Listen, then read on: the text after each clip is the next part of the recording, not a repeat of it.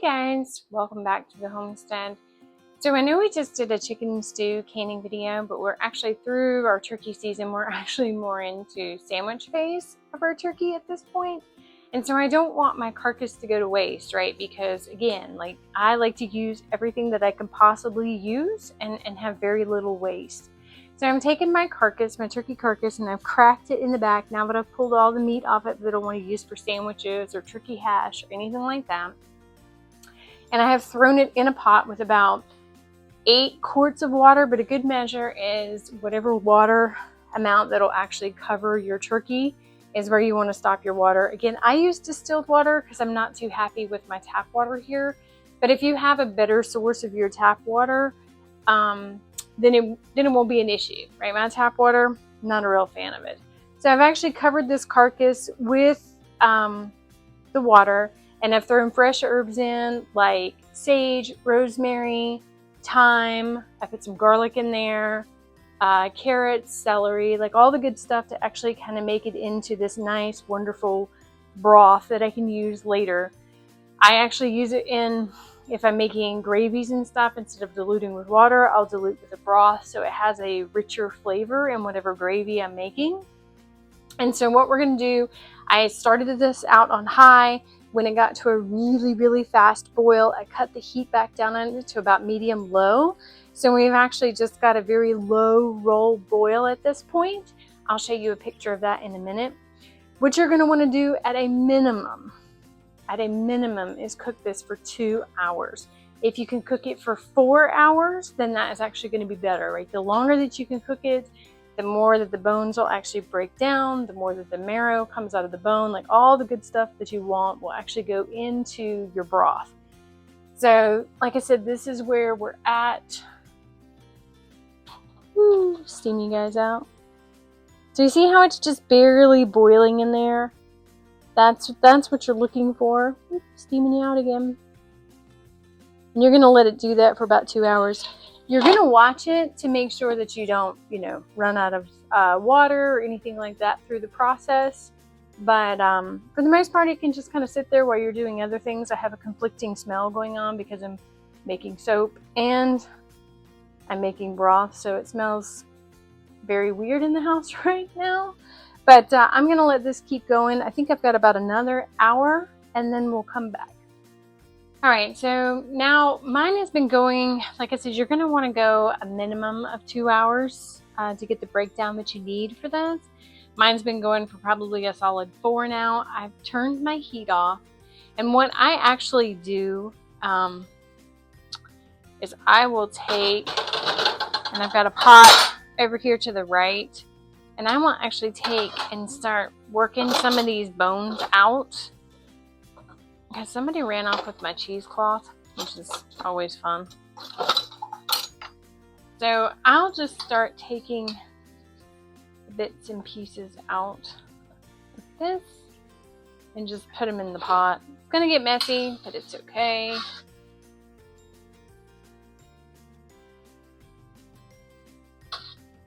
The more I take out of here, the safer it really is when I go to pour this later.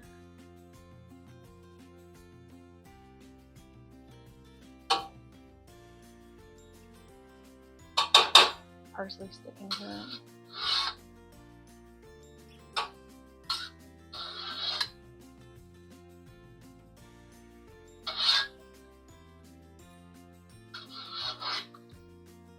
If somebody ran off with my cheesecloth, you're going to see me run this through a coffee filter that I haven't used yet.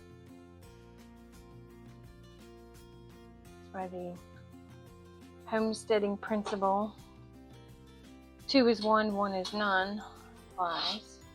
If I'd already used that coffee filter, I definitely wouldn't want to be running my broth through it. Because I had the extra. Works nicely.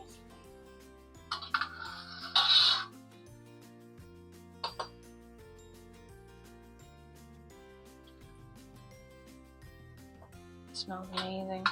Of course, smell-o-vision would come in nicely.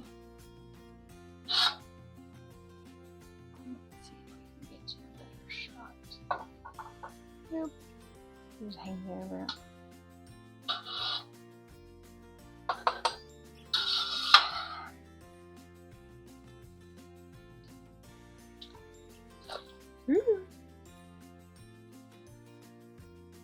Oh, you're all steamy again.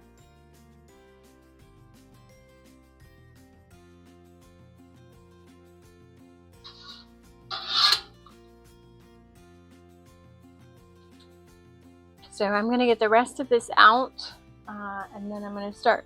I'm going to set up my pressure canner, get the rest of this stuff out of here like I said, and then I'll come back when it's time to pour it through the coffee filter. Okay, so that's a weird angle, guys. Careful, you're currently sitting in my sink, but I have my broth back here. I have my canner over here to the left. You guys can't see it, it's out of shot. Here, I actually have my jars set up, warm, clean, ready to go, and I have my funnel with my lovely little filter sitting there, and that's going to catch all the bits and pieces we don't want in our broth. If we don't want to make a really big mess, then you're just going to take it straight to a towel as soon as you dip it out. That way you catch the majority of this. And we're just going to pour it in. Understanding it's going to take a little time for it to run out. If you leave the filter more at an angle, it'll filter out better.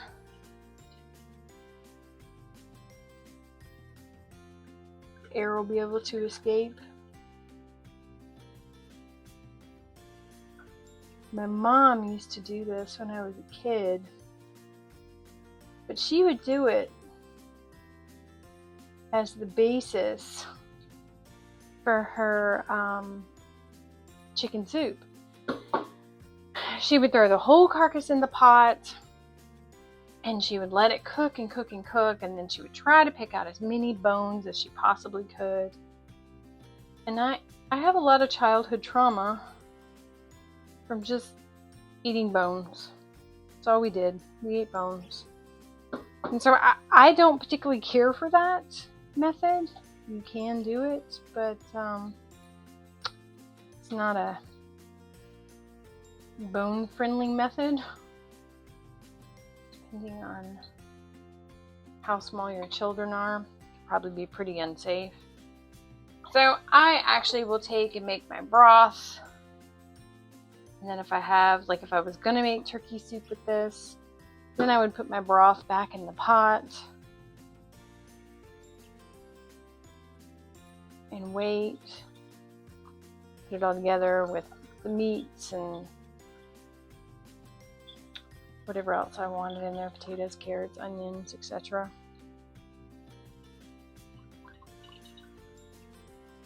That's actually filtering out pretty nicely.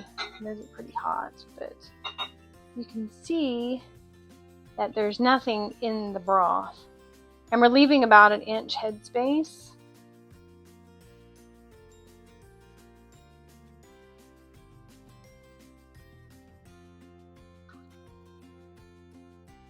So let's finish these up. Okay, same process before. I've got them all in the jars. And so now we're just going to run our vinegar towel around the lid to make sure nothing comes between our lid and our rim.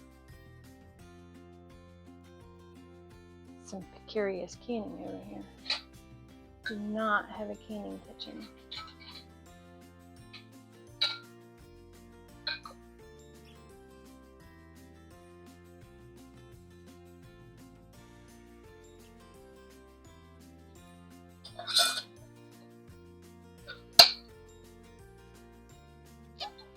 Still putting these fingertip tight. Got all those in there. And I ended up with 2, 4, 6, 7 quart jars in my canner. I think the same people that do the hot dogs and the buns are the same people that do the canner and the jars, because you always end up having to buy more, it seems. Same process as we did with the chicken stew. We're going to take a towel and we're just going to run our olive oil around the edge. So after our pressure has released, we can get our top off. Again, as before, the notch and the arrow have to line up. See, they slide together. And we're going to start to ratchet it down. And the last time, we don't want to go ahead and just crank all these down, because then you'll end up with a lopsided canner. So I just kind of put them snug to start with. And then the last one I tighten, tighten, tighten. That way you know they're on good. All our hooks are lined up, our arrows lined up, everything's on tight. Okay, so I've let this vent now for 10 minutes, and we're going to take our weight wherever it ran off to. Spin it up. So we're going to take our weight, and again, because of where I'm at, I'm doing 15 pounds pressure, so I'm going to put the 15 down. We're going to wait for this to raise up to 15 pounds pressure, and then I'm going to start my timer for 30 minutes. So I probably won't come back until all of that's done and it's vented. But again, it's the same process as the chicken stew was, but you just have to watch your time and what you're cooking, right? If you're doing meats, you're probably going to go 75 to 90 minutes depending. If you're doing broths, 25 to 30. Veggies are different as well. I recommend getting a really good book so that way you have it, written down somewhere. So you can always refer back to it for soups and stews and meats and veggies. So like I said, we're going to let this raise up to temperature and then we'll be back. Okay, guys, we're back. I let it vent for 10 minutes. Remember, if you saw the previous video where you let it build up in steam, and it'll vent for about 10 minutes, and then you put your weight on at 15 pounds pressure. For my altitude, of course, always check where your altitude is to make sure you're doing it properly. We let it rise up to the 15 pounds needed for my area, and then we let it sit for 30 minutes at 15 pounds pressure, just kind of, moving around the house, doing things. And then when it was done, we turned the heat off and we allowed the pressure to come back down to 0. So now we're going to open it up and we're going to see how far, or how well, rather, it did.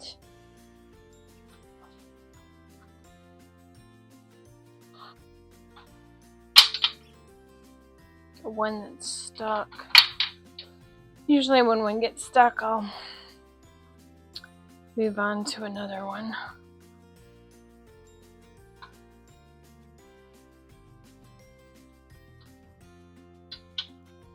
Ooh.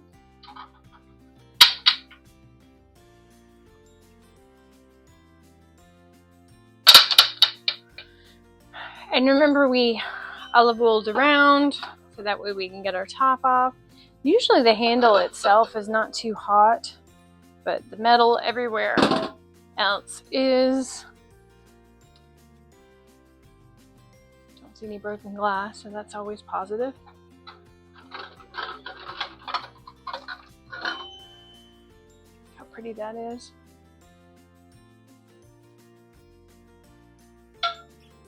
Oh, look out. So they're already sealing on me.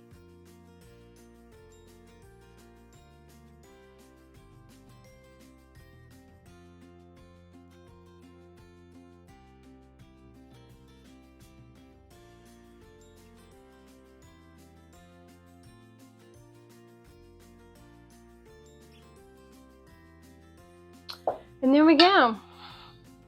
We've got 7 quarts of turkey broth.